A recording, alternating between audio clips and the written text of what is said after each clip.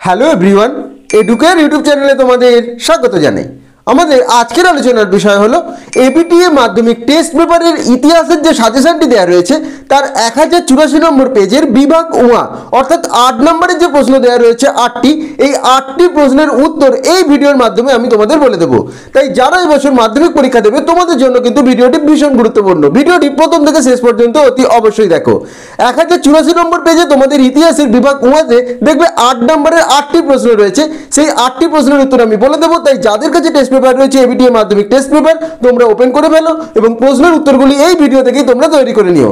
আরেকবার তোমাদের বলে দিচ্ছি, এবিটিএ মাধ্যমিক টেস্ট পেপার পেজ নাম্বার 1084 ইতিহাসের সাজেশন বিভাগ উমা 8 নাম্বার অর্থাৎ প্রতিটি প্রশ্নের মান 8। তো চলো শুরু করা যাক আজকের ভিডিওটি। এবিটিএ মাধ্যমিক test paper history suggestion page 1084 বিভাগ উমা 15-16টি বাক্যে উত্তর দাও। প্রতিটি প্রশ্নের মান 8। প্রথম প্রশ্ন, সমাজ সংস্কারে নব্যব্যঙ্গ গোষ্ঠী ও ডিরোজিওর ভূমিকা লেখো। এটির উত্তর নব্যব্যঙ্গ বা ইয়ং বেঙ্গল। 19 শতকে বাংলায় পাশ্চাত্য শিক্ষার প্রসারের ফলে হিন্দু কলেজের অধ্যাপক হেনরি লুই ভিভিয়ান ডিরোজিওর নেতৃত্বে একদল যুবক হিন্দু সমাজ এবং ধর্ম সংস্কারের কাজে বিশেষ খ্যাতি লাভ করে। ডিরোজিও ও তার অনুগামীদের এই যে যুবগোষ্ঠী তাদের নব্যব্যঙ্গ বা ইয়ং বেঙ্গল বলা হয়। নব্যব্যঙ্গদের অবদান: 19 শতকে যেসব আন্দোলন বাংলার সামাজিক ও ধর্মীয় ক্ষেত্রে সর্বাধিক আলোড়ন সৃষ্টি করেছিল সেগুলোর মধ্যে বিশেষ উল্লেখযোগ্য ছিল নব্যব্যঙ্গ আন্দোলন বা ইয়ং বেঙ্গল মুভমেন্ট। প্রথম পয়েন্ট, প্রাণপুরুষ। নব্যব্যঙ্গ আন্দোলনের সূচনা ও প্রসারে প্রধান ভূমিকা নিয়েছিলেন হিন্দু কলেজের অধ্যাপক হেনরি লুই ভিভিয়ান ডিরোজিও। তিনি মাত্র 17 বছর বয়সে হিন্দু কলেজের ইংরেজি সাহিত্যের শিক্ষক পদে যুক্ত হন। তিনি অল্প দিনের মধ্যেই কবি, দার্শনিক ও চিন্তাবিদ হিসাবে পরিচিতি লাভ করেন। 2 নম্বর পয়েন্ট, স্বদেশপ্রীতি। ডিরোজিও একটি ইয়ং ভারতীয় পরিবারে জন্মগ্রহণ করলেও ভারতের প্রতি তার দেশাত্মবোধ ছিল গভীর। কৃতদাসের মুক্তি এবং আমার জন্মভূমি ভারতের প্রতি কবিতায় তিনি গভীর দেশপ্রেমের প্রমাণ দিয়েছেন। তিনি হিন্দু কলেজের ছাত্রদের মধ্যে এই দেশপ্রেমের সঞ্চার ঘটান। তার ছাত্রমণ্ডলী দেশপ্রেমের নিদর্শন স্বরূপ বিভিন্ন কাজে অংশগ্রহণ করে। এর পরের পয়েন্ট 3 নাম্বার, যুক্তিবাদ। Thomas Paine, Hume, Rousseau, Voltaire প্রমুখ দার্শনিকদের যুক্তিবাদী দর্শন ডিরোজিওকে গভীরভাবে প্রভাবিত করে।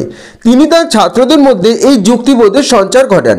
তিনি ছাত্রদের স্বাধীন চিন্তার অধিকারী হতে বলেন এবং কোনো কিছুই বিনা বিচারে মেনে নিতে নিষেধ করেন। 4 নাম্বার, সংগঠন। ডিরোজিও হিন্দু ধর্মের পৌত্তলিকতা, জাতিভেদ প্রথা, অস্পৃশ্যতা প্রভৃতি বিষয়ে আলোচনা করার উদ্দেশ্যে একাডেমিক অ্যাসোসিয়েশন প্রতিষ্ঠা করেন। পার্থেনন নামে একটি পত্রিকার মাধ্যমে নব্যব্যঙ্গরা তাদের মতামত সকলের কাছে পৌঁছে দিতেন। 5 নাম্বার, কুপ্রথার বিরোধিতা। ডিরোজিওর পরামর্শে ছাত্ররা বুঝতে পারে যে প্রাচীন রক্ষণশীলতা, বর্বর কুসংস্কার এবং প্রথাগুলি হিন্দু ধর্ম ও সমাজের প্রাণ শক্তি নষ্ট করে দিয়েছে। তাই এই পুরনো ব্যবস্থাগুলিকে সম্পূর্ণ ভেঙে ফেলা দরকার। ডিরোজিওর অনুগামী ছাত্রমণ্ডলী হিন্দু ধর্মের কুপ্রথা এবং রক্ষণশীলতাকে সরাসরি আক্রমণ করতে থাকেন। তারা জাতিভেদ প্রথা এবং অস্পৃশ্যতার নিন্দা করার উদ্দেশ্যে পৈতে ছিঁড়ে ফেলেন এবং নিষিদ্ধ মাংস ভক্ষণ করেন। এর পরের পয়েন্ট 6 নাম্বার, প্রতিক্রিয়া। নব্যব্যঙ্গদের উগ্র আন্দোলন রক্ষণশীল হিন্দু সমাজ মেনে নিতে পারেনি। তারা তাদের সন্তানদের হিন্দু কলেজ থেকে ছাড়িয়ে নিতে থাকেন। শেষ পর্যন্ত রক্ষণশীল হিন্দুদের চাপে ডিরোজিওকে পদচ্যুত করা হয়। এর কিছুদিন পর জ্বরে আক্রান্ত হয়ে মাত্র 23 বছর বয়সে তার মৃত্যু ঘটে। 7 নাম্বার, অনুগামীদের আন্দোলন। ডিরোজিওর মৃত্যুর পরেও তার অনুগামী ছাত্রমণ্ডলী নব্যব্যঙ্গ আন্দোলন চালিয়ে যান। এই সময় নব্যব্যঙ্গ গোষ্ঠীর সদস্যদের মধ্যে অন্যতম ছিলেন কৃষ্ণমোহন বন্দ্যোপাধ্যায়, রসিকৃষ্ণ মল্লিক, দক্ষিণারঞ্জন মুখোপাধ্যায়, রামগোপাল ঘোষ, রামতনু লাহিড়ী প্রমুখ। এরা সমাজ, ধর্ম, শিক্ষা, রাজনীতি প্রভৃতি বিভিন্ন বিষয়ে প্রগতিশীল মতবাদ প্রচার করেন। সাধারণ জ্ঞান অর্জন সমিতি প্রতিষ্ঠা করে তারা মানুষের মধ্যে শিক্ষা বিস্তারের উদ্যোগ নেন। এবং সবশেষে লিখবে উপসংহার। নব্যব্যঙ্গ আন্দোলনকে আপাতদৃষ্টিতে ভাঙনমূলক বা নৈরাজ্যবাদী আন্দোলন বলে মনে হলেও বাংলার সমাজ এবং ধর্মীয় জীবনে এই আন্দোলনের প্রভাব কোনো মতেই অস্বীকার করা যায় না। নব্যব্যঙ্গ গোষ্ঠীর যুবকেরা পরবর্তীকালে পরিণত সংস্কারক এবং সমাজসেবীতে পরিণত হন। সংবাদপত্র স্বাধীনতা, নারী শিক্ষার প্রসার, গ্রন্থাগার প্রতিষ্ঠা, মেডিকেল কলেজ প্রতিষ্ঠা প্রভৃতি জনকল্যাণমূলক কাজে তাঁরা অংশগ্রহণ করেন। তাঁদের উদ্যোগে প্রকাশিত জ্ঞানান্বেষণ, এনকোয়ারার, বেঙ্গল স্পেকটেটর প্রভৃতি পত্রিকায় দেশবাসীর মনে কুসংস্কার বিরোধী মনোভাব এবং যুক্তিবাদের প্রসারে সহায়তা করে। নব্যব্যঙ্গ গোষ্ঠীর যুবকদের প্রশংসা করে রাষ্ট্রগুরু সুরেন্দ্রনাথ বন্দ্যোপাধ্যায় বলেছেন, এরাই বাংলার আধুনিক সভ্যতার প্রবর্তক, এরাই আমাদের জাতির পিতা, এদের গুণাবলী চিরস্মরণীয়, এদের দুর্বলতা বা দ্রষ্টুটি সম্বন্ধে মুখর হয়ে ওঠা উচিত হবে না। এইভাবেই প্রশ্নের উত্তর লিখবে। প্রথম প্রশ্নের উত্তরটি আমি লিখে দিলাম। তোমরা ভূমিকা এবং উপসংহারটি ঠিকঠাক লিখে বাকিগুলো কিন্তু পয়েন্টটি লিখে ভেতরের অংশগুলো মুখস্থ করতে যাবে না, বুঝে নিয়ে নিজের মতো করে লিখবে, তাতেই কিন্তু বেশি নাম্বার পাবে। 2 নম্বর প্রশ্ন, নীল বিদ্রোহের কারণ এবং প্রকৃতি আলোচনা করো। এটির উত্তর, নীল বিদ্রোহের কারণ, নীল চাষের প্রণালী। প্রথমটি এলাকা চাষ। এলাকা চাষের ক্ষেত্রে নীলকররা নিজেদের খাস জমিতে দূর থেকে সস্তায় শ্রমিক এনে নীল চাষ করতেন। এক্ষেত্রে প্রতি 10,000 বিঘা জমিতে নীল চাষের জন্য খরচ পড়ত 2.5 লক্ষ টাকা। 2 নম্বর পয়েন্ট, যেটি এর আন্ডারে পড়ে, বে এলাকা বা রায়তি চাষ। এটির উত্তর, বে এলাকা বা রায়তি চাষের ক্ষেত্রে নীলকররা চাষিদের অগ্রিম অর্থ দিয়ে নিজের জমিতে চাষ করতে বাধ্য করত। এই চাষের জমি, লাঙল, সার, বীজ, অন্যান্য সব খরচ চাষিদের বহন করতে হতো। নীল কমিশনের হিসেব অনুযায়ী এই পদ্ধতিতে প্রতি 10,000 বিঘা জমিতে নীল চাষের জন্য নীলকরের খরচ পড়ত মাত্র 20,000 টাকা। তাই নীলকররা সর্বদা চাষিকে বে এলাকা বা রায়তি চাষে বাধ্য করত। 2 নম্বর পয়েন্ট, দাদন প্রথা। নীলকররা নীল চাষের জন্য চাষিকে বিঘা পিছু মাত্র 2 টাকা অগ্রিম দাদন দিতেন। কোনো চাষি একবার দাদন নিলে তা কখনোই নীলকরের খাতায় পরিশোধ হতো না। আবার দাদন না নিলে চাষির গরু বাছুর নীলকরিতে আটকে রাখা হতো। 3 নম্বর পয়েন্ট, জমির মাপে কারচুপি। নীলকরদের কাছ থেকে দাদন নিয়ে যে জমিতে চাষিকে নীল চাষ করতে বাধ্য করা হতো, মাপার সময় নীলকররা তাদের ব্যাপক কারচুপি করত। তারা গড়ে প্রতি 2.5 বিঘা জমিকে 1 বিঘা বলে গণ্য করত। ফলে চাষিকে নীল চাষে নিজের প্রচুর জমি ব্যবহার করতে হতো। 4 নাম্বার, চাষির লোকসান। নীল চাষ করতে চাষির প্রচুর আর্থিক লোকসান হতো। নীল কমিশনের হিসেব অনুযায়ী 1 বিঘা জমিতে নীল চাষে চাষির খরচ পড়ত 13 টাকা 6 আনা। সেই নীল বিক্রি করে চাষি পেত মাত্র 6 টাকা, অর্থাৎ প্রতি বিঘা চাষে চাষির লোকসান হতো 7 টাকা 6 আনা। 5 নম্বর পয়েন্ট, অত্যাচার। নীলকর সাহেবরা ছিলেন অত্যন্ত নিষ্ঠুর এবং অত্যাচারী। নীল চাষ করতে না চাইলে তারা চাষির ওপর অকথ্য অত্যাচার করত, এমনকি চাষির বাড়ি ঘরে আগুন লাগিয়ে দিত। 6 নম্বর পয়েন্ট, ইংরেজ শাসকদের অবিচার। অত্যাচারিত চাষিরা নীলকরদের বিরুদ্ধে ইংরেজ শাসকদের কাছে অভিযোগ জানিয়েও কোনো সুরাহা পেত না। ইংরেজ নীলকরদের সাহেবদের হয়েই পক্ষপাতিত্ব করত, অর্থাৎ তাদের বিচার ব্যবস্থাও নীল চাষিদের বিপক্ষে ছিল। 7 নম্বর পয়েন্ট, চাষিদের দুর্দশা। নীলকর সাহেবরা চাষিকে ধান চাষের পরিবর্তে নীল চাষ করতে বাধ্য করত। ফলে চাষির ধান উৎপাদন বন্ধ হয়ে যায় এবং চাষির ঘরে খাদ্যের অভাব দেখা দেয়। এদিকে নীল চাষ করে চাষি আর্থিক লোকসানের শিকার হয়ে সর্বশান্ত হয়ে যায়। ফরিদপুরের ইংরেজ ম্যাজিস্ট্রেট নীল কমিশনের সামনে সাক্ষ্য দিতে গিয়ে বলেছিলেন যে ইংল্যান্ডে নীলের যে সকল বাক্স পৌঁছয় তা বাংলার চাষিদের রক্তে রঞ্জিত। এরপর নীল বিদ্রোহের প্রকৃতি। নীল বিদ্রোহের প্রকৃতির আমি পয়েন্টগুলো তোমাদের বলে দিচ্ছি, সেই পয়েন্ট অনুযায়ী তোমরা 2-3টে বাক্য লিখে দেবে, তাহলেই হবে। প্রথমটি, জমিদার নীলকর বিরোধ। 2 নম্বর পয়েন্ট, কৃষক বিদ্রোহ। 3 নাম্বার, গণ আন্দোলন। 4 নাম্বার, জাতীয় আন্দোলন। এই 4টি পয়েন্টকে কিছুটা করে ইলাবোরেট করে লিখে দেবে, তাহলেই হবে। 2-3 লাইন লিখবে, বেশি লেখার দরকার নেই। এরপর উপসংহারে লিখবে, নীল চাষিদের সমস্যাকে কেন্দ্র করে যে বিদ্রোহের আগুন জ্বলে ওঠে তা দাবানলের জন্ম দিয়েছিল। নীল বিদ্রোহের প্রকৃতি বা চরিত্র নিয়ে বিতর্ক থাকলেও এই বিদ্রোহ যে ব্রিটিশ সরকারকে এক বিরাট ধাক্কা দিয়েছিল সে বিষয়ে কোনো দ্বিমত নেই। এভাবেই 2 নম্বর প্রশ্নটি লিখবে। 3 নম্বর প্রশ্নটি রয়েছে, মহাবিদ্রোহের চরিত্র এবং প্রকৃতি সম্পর্কে বিতর্কগুলি লেখো। ভূমিকা, 1857 খ্রিস্টাব্দে ব্রিটিশ বিরোধী মহাবিদ্রোহের অত্যন্ত তীব্র হয়ে ওঠে ভারতের ইংরেজ শাসনের ভিতকে কাঁপিয়ে দিয়েছিল। এই বিদ্রোহের প্রধান চরিত্র এবং প্রকৃতি সম্পর্কে পণ্ডিতদের মধ্যে মতভেদ রয়েছে। প্রথম পয়েন্ট, সিপাহীদের বিদ্রোহ। এটা ইলাবোরেট করে লিখবে 2-3 লাইন। পয়েন্টগুলো ঠিক রেখে যদি ইলাবোরেট করে 2-1 লাইন করে লিখে দিতে পারো তাহলে কিন্তু নাম্বার তোমরা পেয়ে যাবে। তাই যাতে সব প্রশ্ন তোমাদের কভার করতে পারি এবং বেশি সময় যাতে না লাগে সেই জন্য কিন্তু আমি কিছু কিছু প্রশ্ন শুধু পয়েন্ট তোমাদের বলে দিচ্ছি যেগুলি তোমরা পারবে। 2 নম্বর পয়েন্ট লিখবে সামন্তদের বিদ্রোহ। 3 নাম্বার জনসাধারণের অংশগ্রহণ। 4 নাম্বার জাতীয় বিদ্রোহ। 5 নাম্বার স্বাধীনতা সংগ্রামের প্রথম পদক্ষেপ। 6 নাম্বার পয়েন্ট সর্বস্তরে ব্যাপক প্রভাব। এই 6টা পয়েন্টকে ইলাবোরেট করে 2-3 লাইন করে লিখে দেবে। শেষে উপসংহারটি লিখবে 1857 খ্রিস্টাব্দের বিদ্রোহের প্রকৃতি সম্পর্কে বিভিন্ন পণ্ডিত বিভিন্ন দৃষ্টিভঙ্গি প্রকাশ করলেও এই সব দৃষ্টিভঙ্গির বিরুদ্ধেও বিভিন্ন যুক্তি দেওয়া হয়। যেমন ডক্টর রমেশচন্দ্র মজুমদার বলেছেন 1857 খ্রিস্টাব্দের তথাকথিত প্রথম জাতীয় স্বাধীনতা সংগ্রাম প্রথম নয়, জাতীয় নয় এবং স্বাধীনতা সংগ্রামও নয়। অধ্যাপক এরিক স্টোকস বেইলি প্রমুখ মনে করেন যে এই বিদ্রোহ স্থানীয় কৃষকদের প্রতিরোধ, জাতীয় প্রতিরোধ প্রভৃতি বিভিন্ন ধারা উপধারার সংমিশ্রণ ঘটেছিল। এর পরের প্রশ্ন 4 নাম্বার জগদীশ চন্দ্র বসু এবং প্রফুল্লচন্দ্র রায় বিজ্ঞান গবেষণায় কী ভূমিকা নিয়েছিলেন? জগদীশ চন্দ্র বসুর বিজ্ঞান গবেষণার যে পয়েন্টগুলি তোমরা অবশ্যই লিখবে সেগুলি হলো চিকিৎসা শাস্ত্রের অধ্যয়ন, 2 নাম্বার পদার্থবিদ্যার প্রতি আগ্রহ, 3 নাম্বার পদার্থ বিজ্ঞানের গবেষণা, 4 নাম্বার বেতার বার্তা আবিষ্কার, 5 নাম্বার উদ্ভিদবিদ্যার গবেষণা, 6 নাম্বার গবেষণামূলক রচনা এবং 7 নাম্বার এবং মোস্ট ইম্পর্টেন্ট পয়েন্ট বসু বিজ্ঞান মন্দির প্রতিষ্ঠা। এই 7টি পয়েন্ট জগদীশচন্দ্র বসুর ক্ষেত্রে তোমরা একটু ইলাবোরেট করে লিখে দিলেই পুরো নাম্বার পেয়ে যাবে। এরপর প্রফুল্লচন্দ্র রায়ের বিজ্ঞান গবেষণা, এটি আমি তোমাদের লিখে দিয়েছি, সেটি দেখে নাও। ইউরোপের বিভিন্ন দেশ ঘুরে 1888 সালে আচার্য প্রফুল্লচন্দ্র রায় স্বদেশে প্রত্যাগমন করেন। দেশে ফিরে প্রেসিডেন্সি কলেজের সরকারি অধ্যাপক হিসেবে যোগদানের মাধ্যমে তিনি কর্মজীবন শুরু করেছিলেন। প্রায় 24 বছর তিনি এই কলেজে অধ্যাপনা করেন। অধ্যাপনাকালে তার প্রিয় বিষয় রসায়ন নিয়ে তিনি নিত্য নতুন অনেক গবেষণাও চালিয়ে যান। তাঁর উদ্যোগে তার নিজস্ব গবেষণাগার থেকেই বেঙ্গল কেমিক্যাল কারখানার সৃষ্টি হয়। পরবর্তীকালে 1901 সালে তা কলকাতার মানিকতলায় 45 একর জমিতে স্থানান্তরিত করা হয়। তখন এর নতুন নাম দেওয়া হয় Bengal chemical and pharmaceutical works limited. অবদান: নিজের বাসভবনে দেশীয় ভেষজ নিয়ে গবেষণার মাধ্যমে তিনি তার গবেষণা কর্ম আরম্ভ করেন। তাঁর এই গবেষণাস্থল থেকে পরবর্তীকালে বেঙ্গল কেমিক্যাল কারখানার সৃষ্টি হয়, যা ভারতবর্ষের শিল্পোন্নয়নে ব্যাপক ভূমিকা পালন করেছিল। তাই বলা যায় 20 শতকের গোড়ার দিকে ভারতীয় উপমহাদেশের শিল্পায়নে তাঁর ভূমিকা অনস্বীকার্য। 1895 সালে তিনি মার্কিউরাস নাইট্রেট HgNO2 আবিষ্কার করেন, যা বিশ্বব্যাপী আলোড়ন সৃষ্টি করে। এটি তার অন্যতম প্রধান আবিষ্কার। তিনি তার সমগ্র জীবনে মোট 12টি যৌগিক লবণ এবং 5টি থায়োএস্টার আবিষ্কার করেছিলেন।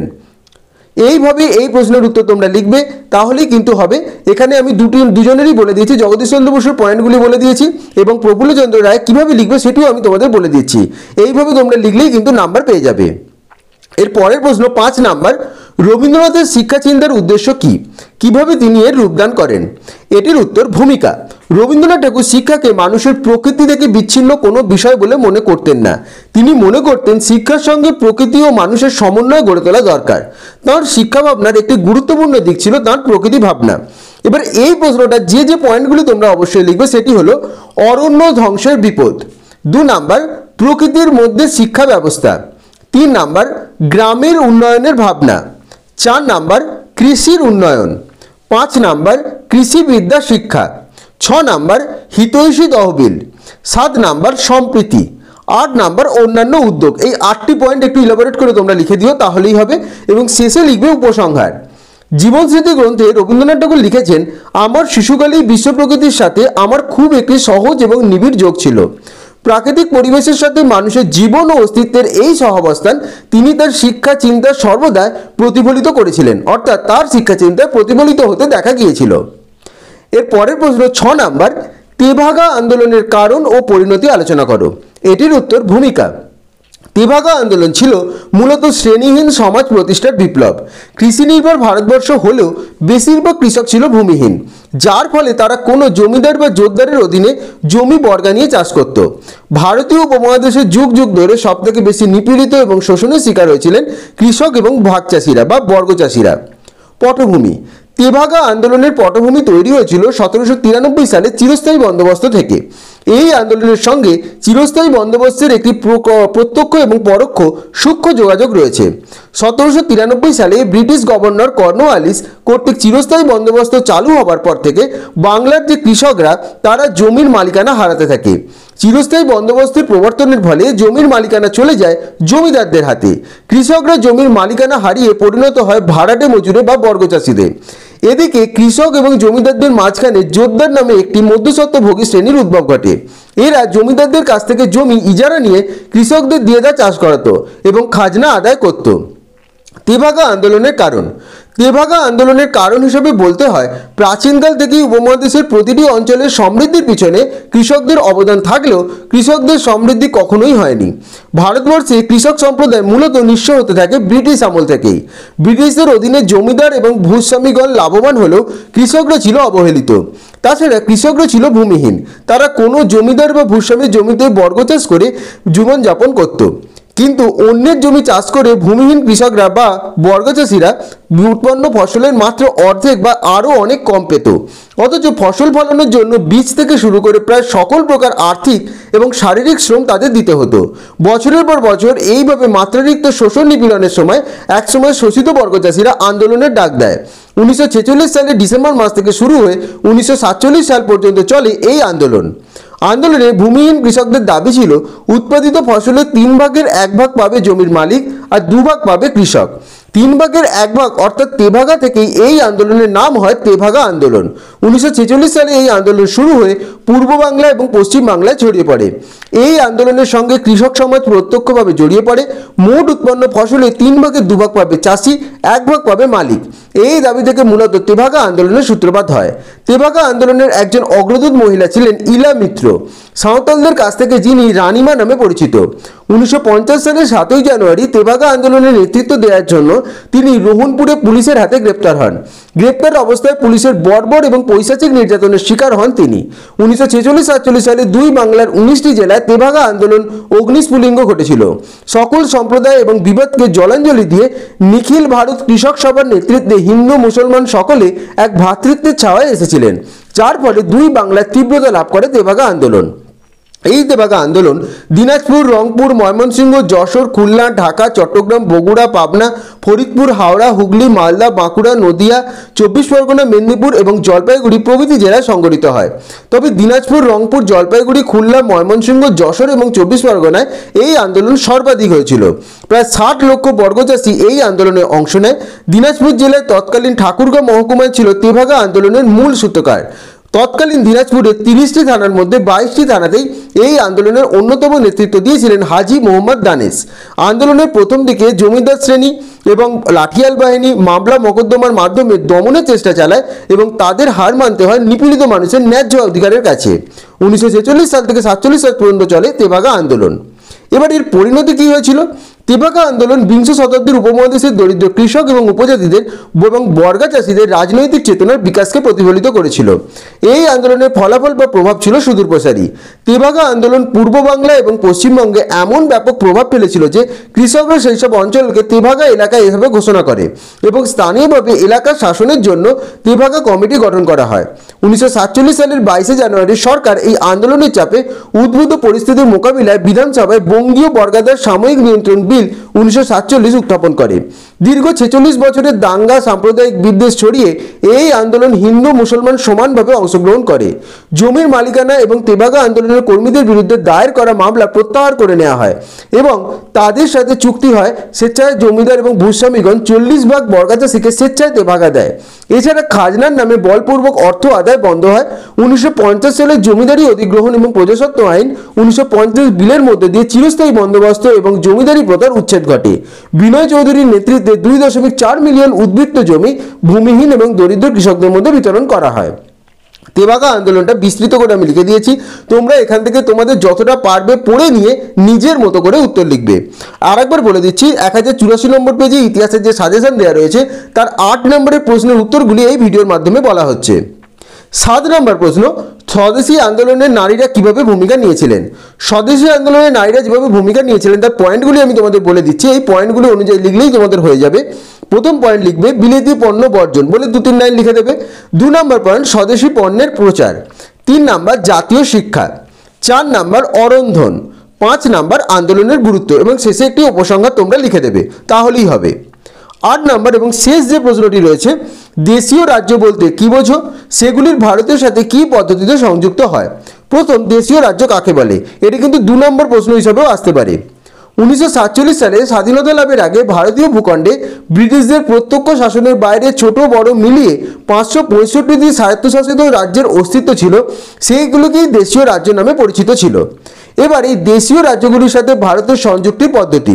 প্রথম পয়েন্ট, প্রদেশগুলির সাথে সংযুক্তি। কিছু কিছু দেশীয় রাজ্যকে তাদের সন্নিহিত ভারতীয় প্রদেশগুলির সঙ্গে যুক্ত করা হয়। যেমন মাদ্রাজের রাজ্যগুলিকে মাদ্রাজ প্রদেশের সাথে, পূর্বাঞ্চলের রাজ্যগুলিকে উড়িষ্যা এবং মধ্যপ্রদেশের সাথে, দাক্ষিণাত্য এবং গুজরাটের রাজ্যগুলিকে বোম্বাই রাজ্যের সাথে, গাড়োয়াল, রামপুর এবং বেনারসকে উত্তরপ্রদেশের সাথে, কুচবিহারকে পশ্চিমবঙ্গের সাথে, খাসি পার্বত্য অঞ্চল আসামের সাথে যুক্ত করা হয়। এইভাবে 216টি দেশীয় রাজ্য পার্শ্ববর্তী প্রদেশগুলির সাথে যুক্ত হয়। পরের পয়েন্ট, যুক্তরাজ্য গঠন। 278টি দেশীয় রাজ্যকে নিয়ে 8টি প্রদেশ গঠিত হয়। এর মধ্যে অন্যতম ছিল জম্মু কাশ্মীর, হায়দ্রাবাদ এবং মহীশূর। অবশিষ্ট 275টি দেশীয় রাজ্যকে অন্যান্য 5টি প্রদেশের সাথে যুক্ত করে বৃহৎ রাজ্য হিসেবে গড়ে তোলা হয়। এই 5টি প্রদেশ হল রাজস্থান, মধ্য ভারত, সৌরাষ্ট্র, ত্রিবাঙ্কুর, কোচিন এবং পেপসু।